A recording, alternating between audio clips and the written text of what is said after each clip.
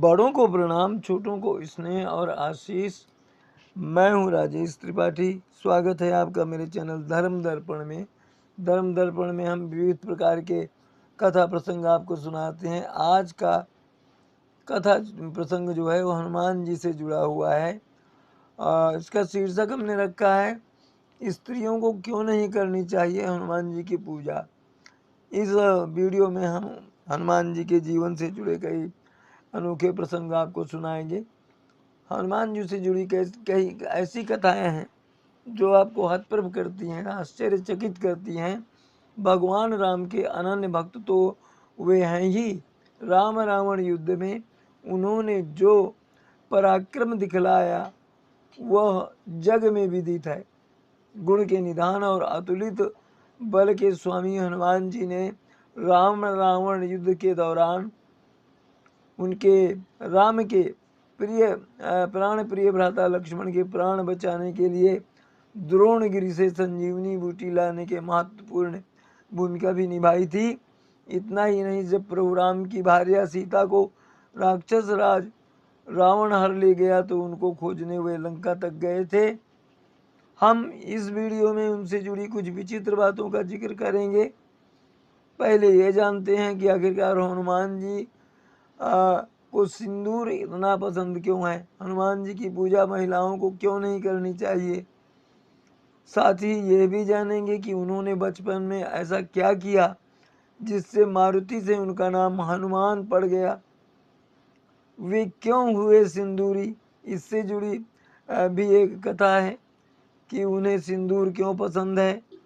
आपने देखा होगा, उनको प्रसन्न करने के लिए आज भी भक्त उन्हें सिंदूर का चोला चढ़ाते हैं।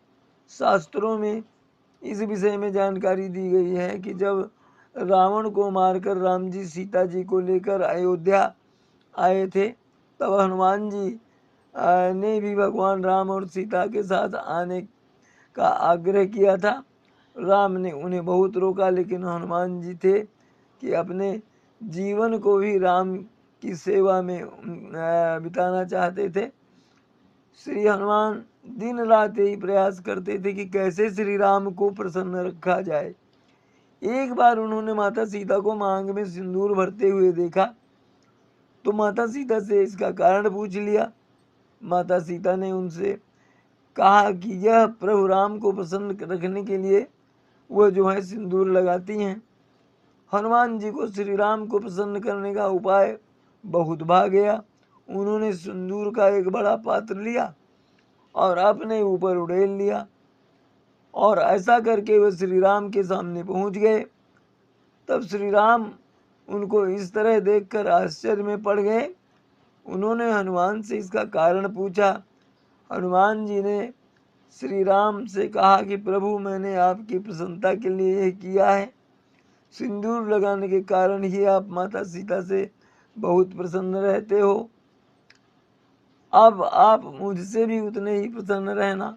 तब श्री राम को अपने भोले भाले भक्त हनुमान की युक्ति माने यह उपाय जो है उस पर बहुत हंसी आई, और सचमुच हनुमान के लिए श्री राम के मन में जगह और गहरी हो गई। अब ये जानते हैं कि महिलाओं को हनुमान जी की पूजा क्यों नहीं करनी चाहिए। हनुमान जी जो है सदा ब्रह्मचारी रहे। शास्त्रों में हनुमान जी की शादी होने का वर्णन मिलता है, लेकिन ये शादी भी हनुमान जी ने वैवाहिक सुख प्राप्त करने की इच्छा से नहीं, बल्कि उन 4 प्रमुख विद्याओं की प्राप्ति के लिए की थी जिन विद्याओं का ज्ञान केवल एक विवाहित व्यक्ति को ही दिया जा सकता था। इस कथा के अनुसार हनुमान जी ने सूर्य देवता को अपना गुरु बनाया था, और सूर्य देवता ने 9 प्रमुख विद्याओं में से 5 विद्याएं अपने शिष्य हनुमान को सिखा दी थी। लेकिन जैसे ही बाकी 4 विद्याओं को सिखाने की बारी आई, तब सूर्य देव ने हनुमान जी से शादी कर लेने के लिए कहा, क्योंकि इन विद्याओं का ज्ञान केवल एक विवाहित व्यक्ति को ही दिया जा सकता था। अपने गुरु की आज्ञा से हनुमान ने विवाह करने का निश्चय कर लिया।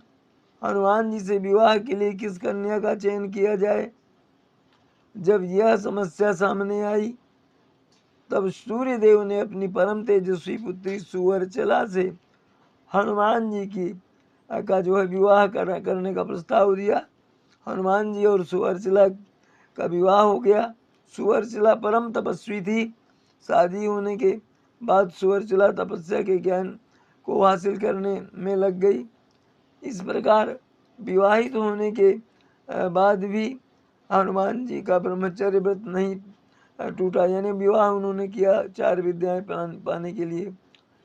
हनुमान जी ने प्रत्येक स्त्री को माँ समान जो है माना है।